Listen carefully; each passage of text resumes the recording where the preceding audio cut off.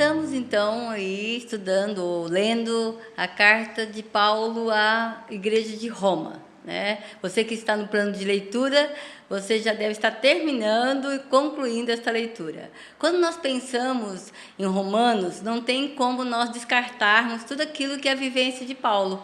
Você já leu lá em Atos tudo que Paulo foi, quem ele representou. Paulo foi um cara que nasceu numa província romana, lá na cidade de Tarso, e ele veio para Jerusalém provavelmente estudar com Gamaliel, ali um mestre, né, dos mestres, né? E Paulo ele foi forjado, foi formado desde a sua infância. Se pensarmos com 13 anos de idade, provavelmente foi a idade que Paulo chega a Jerusalém. E ali ele é formado, como ele mesmo fala, como um homem zeloso. E ele se torna um fariseu da lei, aquele que era o guardião da lei. Paulo se converte, você vai ler, e já leu em Atos 9, e a conversão de Paulo causa um alvoroço, né, em toda a comunidade, principalmente entre os judeus. Paulo foi um cara que começou a perseguir, antes da conversão, os próprios cristãos. E ele se torna agora um cristão. Paulo ele vai sendo, então, ele mesmo diz, ensinado pelo Senhor Jesus. Ele vai para um tempo ficar em Tarso para terminar todo aquele estudo, e o Senhor vai ensiná-lo. Quando ele volta para Antioquia, e lá ele é enviado para as viagens missionárias. Paulo, ele, segundo tudo aquilo que nós vemos em Atos, ele fez 3 viagens missionárias bem formatadas. A gente sabe as cidades, tudo o que aconteceu. E Paulo, então, ele tinha desejo de ir a Roma. Ele foi muito tempo depois desta carta, tá? A carta de Paulo a Roma, aos romanos, ele nem conhecia Roma. E lá no capítulo, se não me engano, 19 de Atos, ele fala que no espírito dele, ele tinha desejo de ir para Roma, inclusive também ir para a Espanha. Mas é certo que ele chegou até Roma após um naufrágio, lá no capítulo 28 de Atos, quando a gente percebe que Paulo, ele sabia que ele chegaria a Roma, porque Deus já havia confidenciado a ele, e ele tinha certeza de que aquele naufrágio não daria em morte. É tanto que ele, depois da ilha de Malta, ele chega a Roma. Mas Paulo já havia escrito essa carta antes. Carta a um grupo de cristãos, provavelmente que vivenciaram Pentecostes, foram espalhados pelo mundo, e lá então estabeleceram uma igreja, um grupo. E Paulo então escreve aquele grupo. Bem, entendendo que, diferente das outras 12 cartas de Paulo, a carta de Paulo aos Romanos, ela é um tratado, ela não é muito pessoal. Se você já está terminando a sua leitura, você percebe a diferença. E Paulo ele vai falar muito sobre teologia, um estudo aprofundado daquilo que é a essência da nossa vida cristã. E é apaixonante, porque são temas até atuais, né? Temas que nós, no nosso dia a dia, estão sendo questionados. Inclusive a questão mesmo, depois eu vou passar um pouco por um todo do livro de Roma, da carta de Romanos, mas a gente vê tantas coisas hoje, né? A hipergraça, o universalismo, né? Que é tão propagado por aí. Mas se você ler a carta de Paulo aos Romanos, ele vai dar uma certeza de coisas que não se questionam. Coisas que o próprio cristão precisa vivenciar e precisa estar muito bem linkado com esta carta. Bem, vamos pensar no que se refere a uma cidade tão grande como Roma. Paulo ele sabia que quando ele chegasse a Roma, ele teria um acesso maior, ele teria uma influência maior. Roma era a maior cidade do mundo naqueles dias, o império talvez o maior daquele tempo, que não havia se visto como o Império Romano, a questão mesmo do helenismo, lembram lá, né, a Grécia, influenciando então a cultura de Roma, e Roma com um poder de domínio, e Roma se tornou muito poderosa. Os Césares, né, os deuses, né, e que dominavam toda essa cultura e a vida do cidadão, a vida das pessoas. E Paulo, ele é um cidadão romano, ele nasceu numa província romana, e ele mesmo, ele vai ser lá numa situação em Atos, acho que 17, se não me engano, ele vai ser questionado, a vida dele, ele está sendo quase que açoitado, e ele então ele reivindica este poder. Ele falou, eu sou um cidadão romano. E o centurião, ele ali, ele não açoita, né? Porque era proibido açoitar qualquer cidadão que fosse de Roma. Roma dava privilégios para os cidadãos. É tanto que quando Paulo chega depois em Roma, ele prisioneiro, não mais ali como os outros prisioneiros. Paulo é colocado num lugar, provavelmente ali a primeira prisão de Paulo, numa casa, onde ele, com seu salário, ele sustenta pessoas que vão ajudá-lo a escrever cartas, ajudá-lo a vivenciar, ter uma vida mais cômoda. Tanto que ele chama alguns para estarem com ele naquele tempo ali, quando ele era prisioneiro de Roma. Mas entendendo, então, que a carta de Paulo aos Romanos é uma carta de alguém que nunca esteve em Roma e que só ouvia notícias dos cristãos lá em Roma. Como essa carta ela é dividida? Você lá logo de início da carta, Paulo vai fazer as suas saudações, como todo escritor das cartas, e Paulo ali, ele começa a falar sobre aquilo que é a ira de Deus, sobre todo aquele que despreza o conhecimento de Deus. Paulo é muito enfático quando ele fala sobre o que isto aconteceu à humanidade. A humanidade, ela foi colocada como desprezível diante dos olhos do Senhor, porque pelo pecado dela, ela trocou a maneira até de se relacionar. Ele vai falar sobre os homens e as mulheres que trocaram até a sua forma de relacionamento, e isso é abominável ao Senhor. E Paulo vai falar então ali sobre alguns temas que tratam dessas questões de uma humanidade, de pessoas que trocaram a verdade de Deus, que é libertadora, pela mentira. E Paulo então começa então o seu tratado, a sua apologia teológica, e ele vai dividir o livro de Romanos pelo menos em 5 temas principais.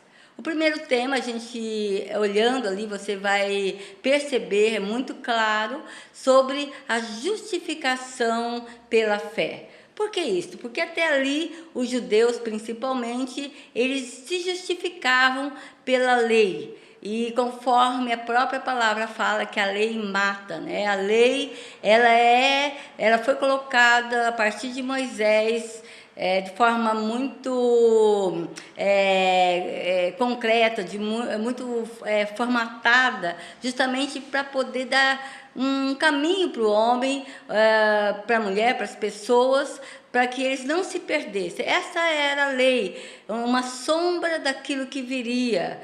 E então ele vai falar sobre a justificação, o primeiro tema que, de certa forma, traz desconforto aos judeus num primeiro momento, porque agora é a fé que salva o homem, ele é justo por causa da fé. Então não é por aquilo que o homem faz, mas por aquilo que Deus, como instrumento daquilo que ele usou, o próprio Jesus, o seu único filho, que fez pelos homens, pelas pessoas, e assim traz a salvação.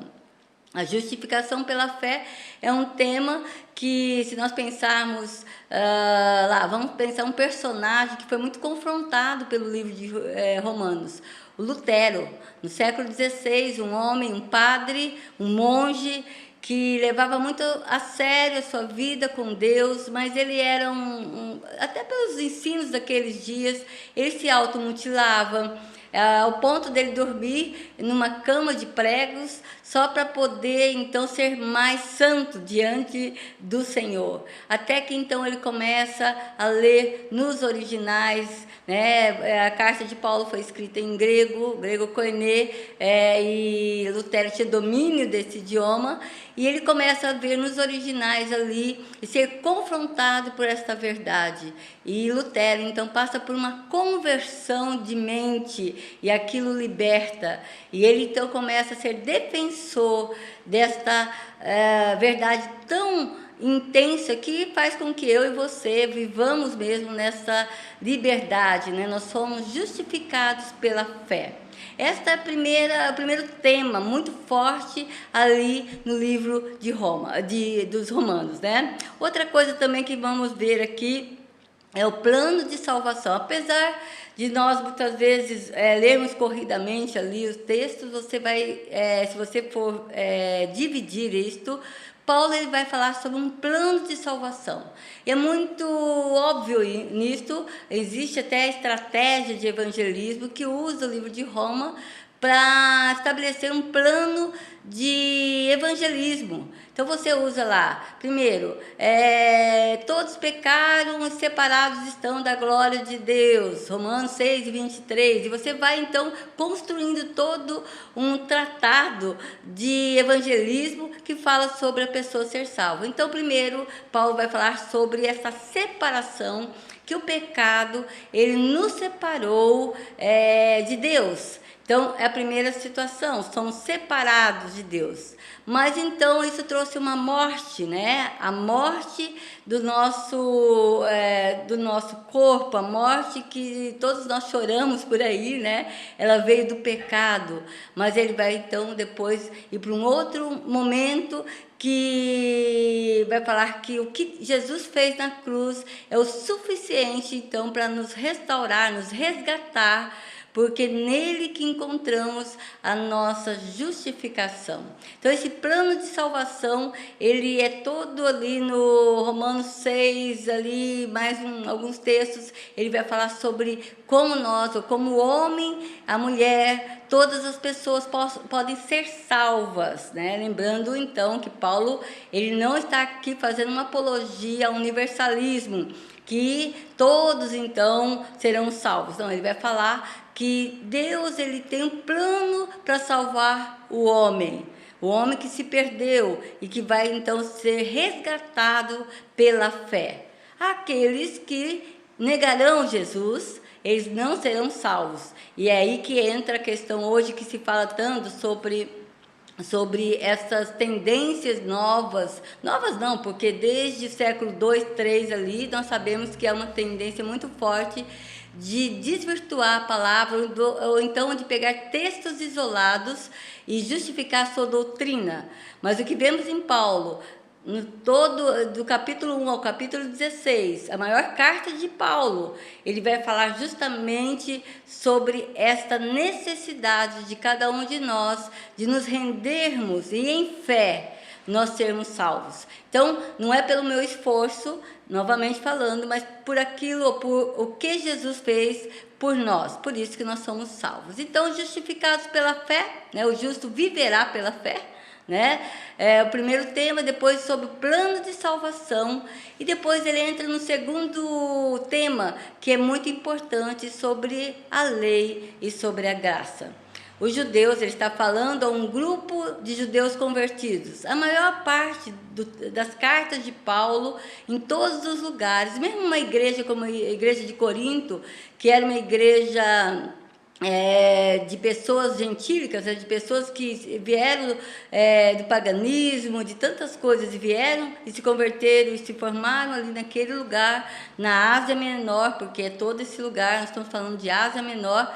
Paulo, então, ele vai falar a esta igreja de uma forma muito específica, porque eram gentios. Mas a gente percebe nas cartas de Paulo, em muitos lugares, ele cita sempre, e a primeira coisa que Paulo fazia era uma estratégia de evangelismo, era uma estratégia também de entender todo o propósito da palavra de Deus, de que primeiro aos judeus e depois, então, aos gentios, né? Então, Paulo ia na sinagoga, sinagogas, primeiramente, e lá pregava o evangelho, porque nesses lugares havia sinagogas, né? Eu não vou aqui entrar só para você ter um gostinho, né? Que essas sinagogas foram então estabelecidas no início ali, na dispensação, quando os judeus saem então ali de Israel, de Judá, vai para toda a região que nós hoje conhecemos, ou que Paulo vai falar sobre a Ásia ali, e ali são estabelecidas muitas sinagogas, e Paulo vai até essas sinagogas ali e fala do evangelho. Então, justificação,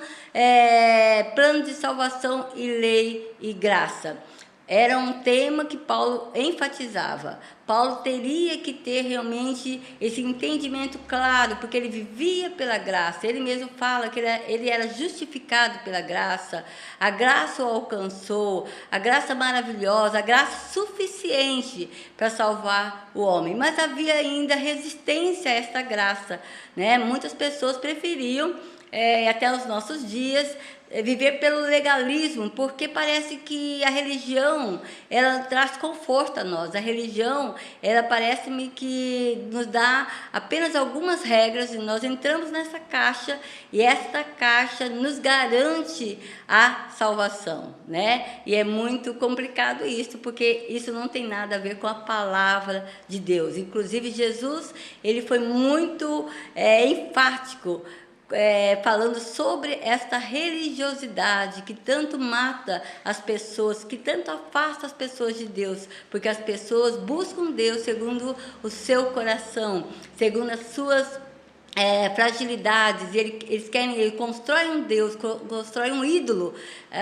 em relação a tudo que é a vida deles. Então, esses temas Paulo vai falar na carta aos Romanos. Mas nós temos ainda dois temas interessantes sobre a santificação, e é muito interessante. Paulo vai falar que nós precisamos ser santos, né? A santidade, que a santificação é um processo. Sermos santos, nós já somos, né? Você e eu que aceitamos, que nos convertemos, não é um processo,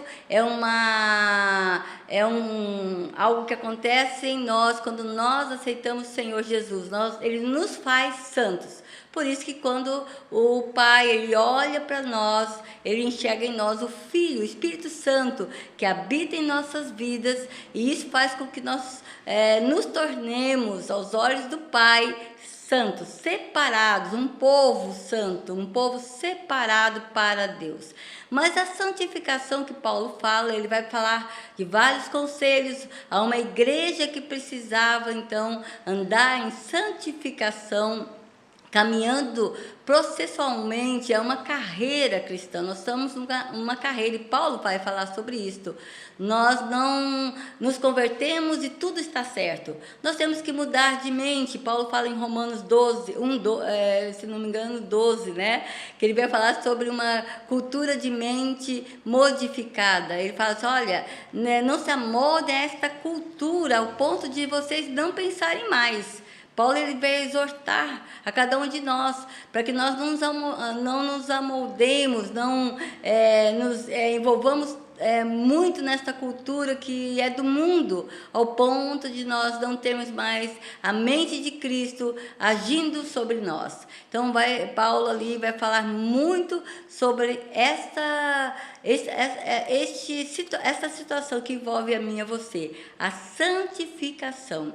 E, por fim, Paulo vai falar em algo que pega muito, que é a certeza da salvação. Olha que interessante. E a gente olha no livro de Paulo, ele é muito enfático em falar que nós podemos ter certeza da salvação. O próprio Espírito, conforme Paulo fala em Romanos 6,17, o próprio Espírito de Deus testifica em nosso espírito que nós somos filhos de Deus. E ele mais à frente ele vai falar sobre essa garantia que nada nos separará do amor de Deus. E ele fala nem profundidade, nem altura, nem demônios, nem nada nos separa do amor de Deus. Paulo, ele vai falar que aquele que tem o Senhor sabe, porque o Espírito que habita em nós, o Espírito Santo que habita em mim, você que se entregou a Jesus, ele vai falar a você quem você é, filho de Deus, amado, que já é garantido pela graça. A diferença é que nós vemos nos nossos dias, nós vemos um contexto de Paulo. Naqueles dias, quem se convertia era perseguido, corria riscos de vida. O próprio Paulo, ele fala de uma situação, quando ele escreve esta carta, ele está em Corinto, provavelmente nos anos, alguns falam 55 depois de Cristo, mas eu vou mais para os anos 58 depois de Cristo, quando Paulo escreve então a carta de Romanos, de um lugar onde ele estava ali confortavelmente, né, vivendo algum tempo ali, e ele escreveu várias cartas. Paulo, ele sabia das dificuldades, ele sabia que ele corria risco de ser preso, de ser açoitado e até de morte por causa do Evangelho. Mas ele era alguém que sabia que era apóstolo aos gentios, porque o próprio Senhor havia chamado ele para estar neste lugar. Não sei se você sabe, é uma curiosidade, né? Paulo, ele não foi reconhecido pela igreja daqueles dias como apóstolo. Ele vai ser reconhecido só no século IV, quando o cristianismo é estabelecido como uma religião oficial por Constantino, e ali eles reconhecem Paulo como um apóstolo. É tanto que Paulo, ele mesmo, ele se coloca sempre, olha, eu sou apóstolo dos gentios, o próprio Senhor, ele me chamou a ser apóstolo. Ele sempre vai defender essa questão, justamente porque os outros apóstolos não aceitavam Paulo, nem a igreja em Jerusalém, não viam Paulo com bons olhos, e isso houve então, eu creio que Deus permitiu isso, porque Paulo teve que sair de Jerusalém e ir para outros lugares, para que o evangelho então fosse estabelecido. Paulo vai para todos esses lugares, e o sonho dele era chegar na Espanha.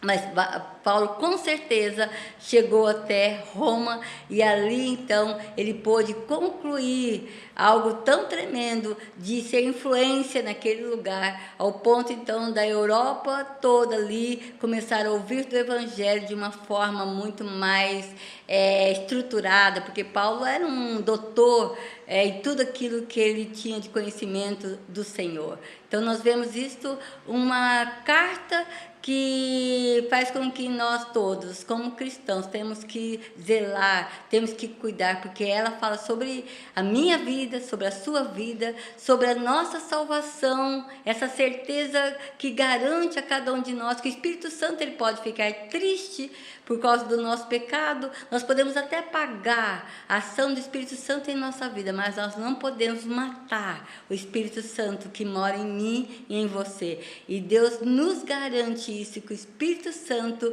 ele é a marca, é o selo da vida dele em nós. E isso, novamente, eu quero concluir, né? Nós teríamos que ter um tempo muito maior para falar sobre a carta de Paulo aos Romanos, mas principalmente que esta marca de Cristo em mim e em você, este selo garante a nossa salvação. E que coisa maravilhosa, que coisa tremenda, porque nós podemos realmente celebrar a vida em Cristo, a liberdade em Cristo, que ele vai falar em outras cartas, né? Mas vai falar sobre muito mais aqui, sobre esta graça, a graça. Pela graça, nós somos salvos mediante a fé em Jesus. Então, que o Senhor possa nos motivar, nos levar a ler mais e mais e mais vezes, né? Não é só uma vez que você vai ler, não. Não é o plano de leitura, gente. Se detém na carta de Paulo aos Romanos, e você vai realmente ter certezas, como um crente vivendo num mundo como o nosso, de tantas incertezas. Mas uma coisa é certa: Deus, ele derramou algo em mim e em você, e que nos garante a nossa vida com ele, a presença dele em nós. Amém? Que o Senhor possa sempre estar nos alinhando na vontade dele, e a palavra de Deus, ela cumpre o propósito de realmente nós estarmos neste maravilhoso lugar que é no Senhor. Deus abençoe, e vamos continuar lendo, fazendo planos. Se anime, não volte atrás, né? Porque Deus tem muito para falar com você, né? Em nome de Jesus.